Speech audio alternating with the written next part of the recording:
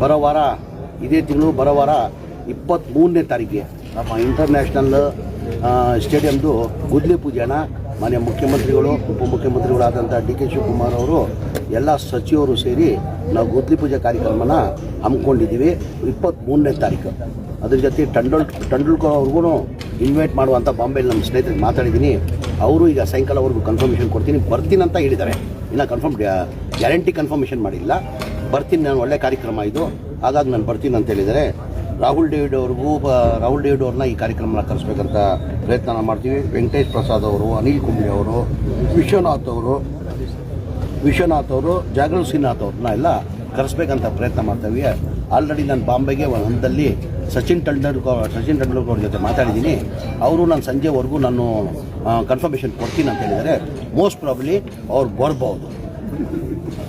ಎಷ್ಟು ಜನ ಸೇರ್ಬೋದು ಸರ್? ಕನಿಷ್ಠ ನಾವು 1 ಲಕ್ಷದಿಂದ 1.25 ಲಕ್ಷ ಜನ ಸೇರಿಸ್ಬೇಕಂತ ಇದ್ದೀವಿ. ನಾವು 1 ಲಕ್ಷ ಜನ 1.5 ಲಕ್ಷ ಜನವರೆಗೂ ಸೇರಿಸ್ಬೇಕಂತ ಇದ್ದೀವಿ. ವಿಶೇಷ ಏನು ಸರ್ ಸ್ಟೇಡಿಯಮ್ದು? ಇಲ್ಲ, ಒಂಥರ ಇಂಟರ್ನ್ಯಾಷನಲ್ ಸ್ಟೇಡಿಯಂ ಇದು ನೋಡಿರ್ಬೋದು. ಅವತ್ತು ಘಟನೆ ಆದಮೇಲೆ RCB ಮ್ಯಾಚ್ ಆಗುವಾಗ ಘಟನೆ ಆದಮೇಲೆ ಸ್ವಲ್ಪ ಬೆಂಗಳೂರು ಎತ್ತರದಲ್ಲಿ ಬೆಳೆದ್ಬಿಟ್ಟಿದೆ, ಭಾಳ ಕಷ್ಟ ತೊಂದರೆ ಆಗ್ತದೆ. ಆ ಹಿನ್ನೆಲೆ ನಮ್ಮ KHP ವತಿಯಿಂದನೇ 80,000 ಸೀಟಿಂಗ್ ಕೆಪಾಸಿಟಿದು ಸ್ಟೇಡಿಯಂ. ಓನ್ಲಿ ಕ್ರಿಕೆಟ್ ಅಂತ ಇಲ್ಲ, all sports, international sports 27 sports stadium ಮಾಡ್ತಾ ಇರೋದು ನಾವು. ಇದು 4ನೇ ಹಂತದಲ್ಲಿ. ಆಮೇಲೆ ಜನಗಳಲ್ಲೂ ಇದು Surya city first phase, second phase, third phase, fourth phase ಕೊಡುವಾಗ ರೈತರು ಜಾಗ ಕೊಡುವಾಗ ಅವ್ರು ಒಂದು ಕಂಡೀಷನ್ ಹಾಕಿದ್ರು, ಈ ಥರದ ಈ ಸ್ಟೇಡಿಯಂ ಬರಲೇಬೇಕಂತ ಕಂಡೀಷನ್ ಹಾಕಿದ್ದು.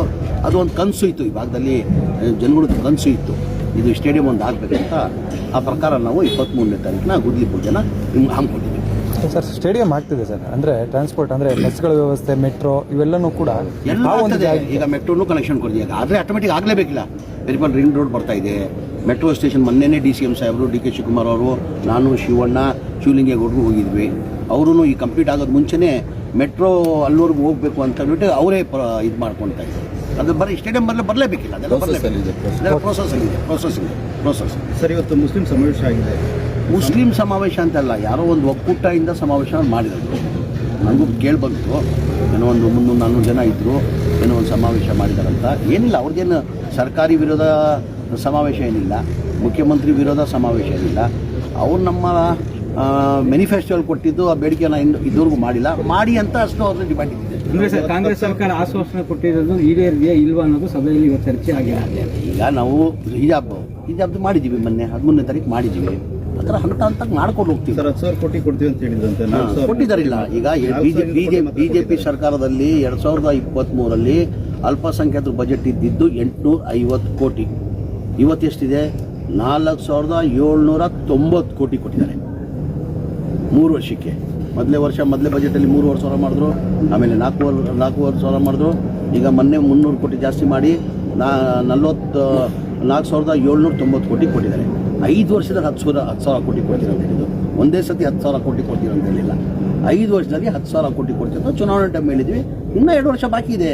ಓಕೆ ಸರ್, ಇನ್ನೊಂದು ಆಗ್ರಹ ಕೇಳಿ. ಇನ್ನೂ 2 ವರ್ಷ ಬಾಕಿ ಇದೆ. 28ರಲ್ಲೂ ನಾವೇ ಬರೋದು, ನಮ್ಮದೇ ಸರ್ಕಾರ.